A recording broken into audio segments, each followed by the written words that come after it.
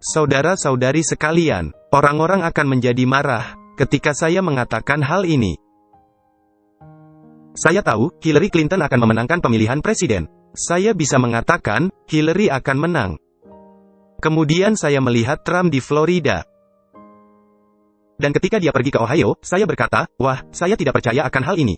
Dan Donald Trump menjadi presiden negara Amerika Serikat. Saudara-saudari sekalian, saya bukanlah pendukung Trump. Saya mendukung Yesus Kristus. Ketika saya melihat hal itu, saya berkata, pastilah Allah sedang menahan hal ini, sekurang-kurangnya untuk masa 4 tahun. Karena hal apa yang dilakukan Trump pertama-tama ketika dia menjabat presiden? Dia mengeluarkan negara Amerika Serikat dari persetujuan iklim Paris. Benar, dia melakukannya. Karena kita tahu, ini adalah agenda Paus untuk menyatukan semua orang. Anda mungkin tidak suka seseorang menjadi presiden, tetapi pahamilah, Allah yang menetapkan raja. Dan Allah juga menurunkan raja. Anda memahaminya, dan meskipun dia menjadi presiden yang Anda tidak suka, tetapi Allah masih yang mengendalikan. Benar, demikian, ya? Jadi saya meyakini, Allah menahan segalanya, dalam waktu sekurang-kurangnya 4 tahun. Dan ketika Biden terpilih jadi presiden, dia kembali memasukkan Amerika ke dalam persetujuan iklim Paris, benar kan? Sekarang kita beralih kepada artikel hari ini. Ini sudah keluar, mengenai rancangan undang-undang inflasi. Saya pikir ini belum diloloskan, tapi ternyata sudah diloloskan. Dan adanya topik mengenai perubahan iklim, tapi saya mengabaikannya. Dan saya pikir ini tidak ada kaitannya dengan hukum hari Minggu. Tetapi saya terlalu cepat menyimpulkan. Artikel ini keluar tanggal 18 Agustus tahun 2022, ini hanya kurang 2 pekan silam. Dikatakan, hukum iklim bersejarah, ditanda tangani oleh Biden, memiliki sidik jari Katolik di dalamnya. Ini sungguh artikel yang berani. Benar, dikatakan, dokumen ini memiliki sidik jari Katolik di dalamnya. Mari kita selesaikan, dengan ditanda tangani oleh penanya, Joe Biden mensahkan di tanggal 16 Agustus suatu hukum federal terbesar. Dalam merespon ke perubahan iklim. Kelompok apa? Kelompok iman, yang sudah bekerja selama bertahun-tahun, guna melobi undang-undang perubahan iklim federal yang bermakna. Tengah merayakan pencapaian yang bersejarah ini. Di mana seruan bumi, di mana Paus Francis menghimbau kita untuk memperhatikannya, di dalam ensiklikal Laudato Si, akhirnya didengar di aula Kongres. Kalian lihat itu? Di dalam buku The Great Controversy, Kemenangan Akhir halaman 581, dikatakan pengajaran Roma ada dalam ruang-ruang legislatif. Perundang-undangan ini dimulai di aula legislatif. Untuk negara Amerika Serikat, guna turut berpartisipasi untuk perawatan bersama rumah kita. Lalu dikatakan, sidik jari Katolik ada di seluruh dokumen. Undang-undang pengurangan inflasi. Dan merupakan investasi besar-besaran iklim. Presiden Biden lah, yang merupakan Presiden Amerika Serikat kedua, yang beragama Katolik. Yang menandatanganinya dan mensahkan menjadi undang-undang. Sesudah itu, Presiden Biden memberikan pena kepada anggota Senat beragama Katolik. Joe Manchin, dari West Virginia. Manchin, yang mengupayakan persetujuan kejutan pada tanggal 27 Juli. Dengan pemimpin Senat mayoritas, Chuck Schumer, untuk kembali menghidupkan rancangan undang-undang itu. Saya tidak akan menguraikannya panjang lebar. Langsung saja kepada garis mendasarnya. Jadi, saya mengadakan sedikit penelitian pekan ini. Dan saya menemukan adanya sebuah organisasi yang disebut The International Catholic Legislators Network, jaringan pembuat undang-undang Katolik internasional.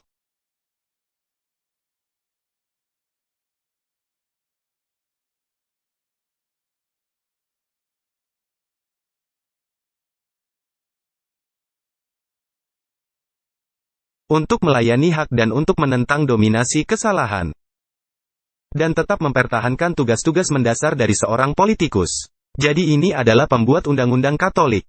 Tetapi dari mana mereka mendapatkan kewenangannya? Dari Paus. Apakah Anda melihat nubuatan Ellen White mulai berlaku? Anda lihat, Ellen G. White bukanlah pemegang teori konspirasi. Dia tahu apa yang sedang terjadi. Jadi apa yang terjadi ialah, Anda mesti membariskan semua bebek secara teratur, dan mendapatkan apa yang Anda inginkan. Lihat ini, saya tidak bisa melihat semua halaman web ini malam ini.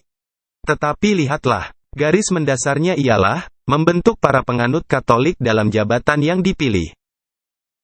Membentuk para penganut Katolik, dalam jabatan yang dipilih. Mari kita tonton videonya.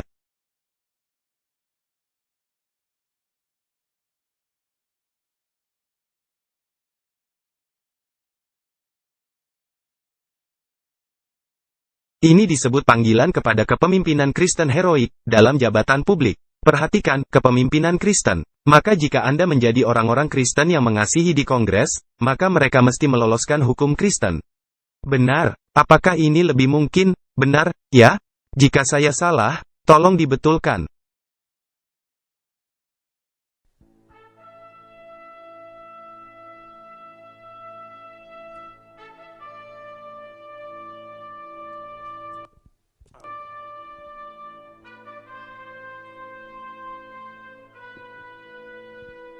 Kita di sini di Leopoldsberg, sebuah gunung kecil di Wina, Austria. Sebuah gunung kecil dengan makna sejarah yang besar. Inilah gereja yang ada di belakang saya, yang diabdikan untuk Santo Leopold dari Austria. Dia adalah duk pemimpin yang menyatukan negeri ini. Dan karena itu, dia menjadi penjaga Austria. Dia adalah seorang suami dan seorang ayah. Dan karena menjadi seorang politikus Kristen, dia juga memberikan suatu teladan kehidupan keluarga. Tetapi tempat ini menjadi lebih penting untuk alasan lainnya. Di sisi ini, ada Kulenberg. Bersama-sama dengan Leopoldsberg, sama-sama memiliki makna sejarah yang besar. Karena tepat di tempat ini, di abad ke-17. Di tahun 1683, pemuda Sobieski III, Raja Polandia, mengalahkan tentara yang menyerbu di Perang Besar Wina. Dan oleh karenanya diberkati oleh Paus Innocent XI sebagai juru selamat untuk kekristenan Barat. Apa yang dilakukan oleh pemimpin Kristen ini? Siapa yang dia sebut sebagai juru selamat kekristenan Barat? Paus? Anda mendengarnya? Di jabatan umum, dipahami bahwa kita sebagai orang-orang Kristen, tidak bisa selaras dan mengubah dunia di waktu yang bersamaan. Jadi, mereka memutuskan untuk mengubah dunia, dan tidak menjadi selaras dengan dunia. Jadi, apakah akan ada perundang-undangan yang memaksakan kebijakan Katolik, ya? Hari ini, kita menghadapi peperangan besar. Peperangan yang ada di dalam. Kita sedang menghadapi suatu ideologi yang memberitahu kita bahwa Allah dan prinsip-prinsip moral adalah tidak ada sangkut pautnya. Ini merupakan ideologi militan sekuler dunia di zaman kita. Itu adalah Raja Selatan. Ini memimpin kepada keputusasaan aturan hukum yang diambil alih oleh aturan perasaan. Ini memimpin kepada kegilaan, di mana kedudukan ortodoks, yang sekarang dianggap sebagai pendapat yang dapat diterima. Tempat ini, dan anggapan ini, yang merupakan sifat alami manusia, yang merupakan akal, yang merupakan pengertian umum. Jadi, jika itu menjadi kasusnya, kita mesti kembali mengundangkan moralitas. Kita mesti mengembalikan Allah ke dalam pemerintahan. Lihat perkembangan selanjutnya. Jadi, sekarang ini, masyarakat kita sangat membutuhkan suatu generasi baru dari para pemimpin Kristen. Para pemimpin Kristen, yang memahami, bahwa mereka mesti tidak menyelaraskan diri. Melainkan mereka mesti mengubahkan dunia, seperti yang sangat dipahami oleh Leopold Agung III dari Austria. Dan 10 tahun lalu, ICLN diciptakan untuk tujuan ini. Membentuk generasi baru, yang menjadi para pemimpin sekarang dan masa depan, di jabatan umum dan di gereja, yang bisa menangani perang dari dalam. Maka kami menciptakan Akademi ICLN di musim panas ini. Untuk melakukan hal yang paling dibutuhkan, pendidikan, pendidikan dan pendidikan.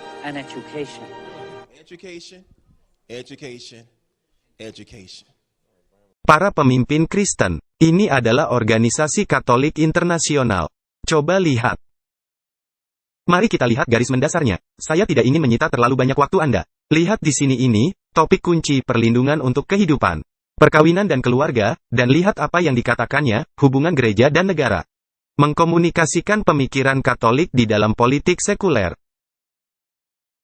Apakah Anda melihatnya di sana, saudara-saudari sekalian? Ini didorong oleh Jesuit, kalian mendengarnya, dikatakan di sini, mengkomunikasikan pemikiran Katolik. Di dalam politik sekuler, ini adalah sangat bersifat iblis. Jadi, apa yang terjadi saat ini? Ini adalah perundangan-undangan dengan sidik jari Katolik di dalamnya. Ini adalah untuk hubungan antara negara dan gereja. Hubungan gereja dan negara. Tahukah Anda apa yang mereka katakan? Mereka langsung menuju katekismus Katolik. Saya tidak akan membacakan semuanya, tetapi lihat di akhirnya. Dikatakan, merupakan bagian dari misi gereja. Untuk memberikan penghakiman moral, bahkan untuk perkara-perkara politik. Ketika hak mendasar manusia dan persyaratan keselamatan jiwa-jiwa memerlukannya. Ini berarti, satu-satunya alat yang bisa dipakai oleh gereja adalah alat yang selaras dengan Injil dan kesejahteraan seluruh manusia. Atau yang sesuai dengan diversitas waktu atau keadaan. Ini dari Katekismus Katolik tahun 1993. Saya tidak ada waktu untuk membacakan semuanya. Tetapi lihat, mengkomunikasikan pemikiran Katolik kepada politik sekuler. Ini menakutkan saudara-saudari. Anda dengar itu? Ini menakutkan, kalian mendengarkan saya, jika mengkomunikasikan pemikiran Katolik ke dalam politik. Hal yang sama ke halaman kepemimpinan. Lihat apa yang dikatakan Paus dalam halaman ini. Ini tahun berapa?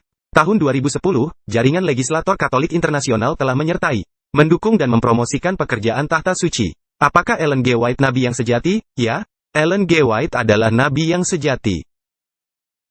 Jadi, hal ini memberitahu Anda, para pembuat undang-undang ini, tugas mereka adalah untuk mempromosikan pekerjaan Paus.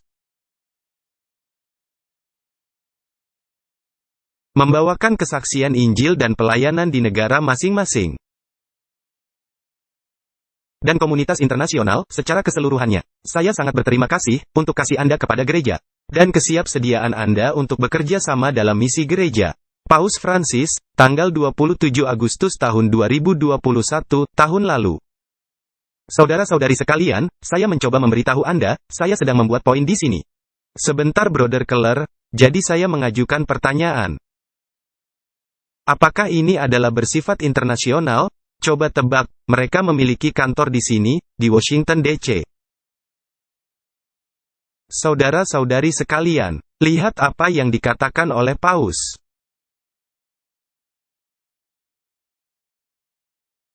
Lihat, siapa yang menulis artikel ini? Benedict Mayaki, Sej.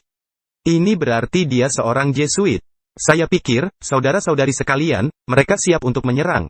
Silakan baca buku The Great Controversy, Kemenangan Akhir. Ellen White berkata di dalam buku The Great Controversy, Gereja Katolik sedang menunggu saatnya untuk menyerang.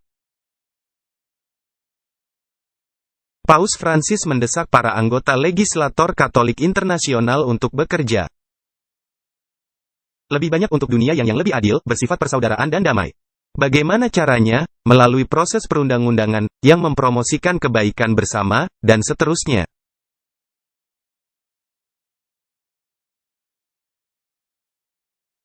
Coba saya bacakan yang ini. Apa yang terjadi ialah, Paus sedang menghimbau dunia untuk kasih persaudaraan. Kasih persaudaraan merupakan kata kode untuk semua orang bergabung bersama-sama. Kasih persaudaraan tidak bisa tercapai tanpa adanya ikatan kasih persaudaraan. Anda dengar itu? Dan dalam alinea 2, untuk alasan inilah. Suatu komunitas kasih persaudaraan global yang didasarkan kepada praktek persekutuan sosial. Menghimbau untuk suatu jenis politik yang lebih baik.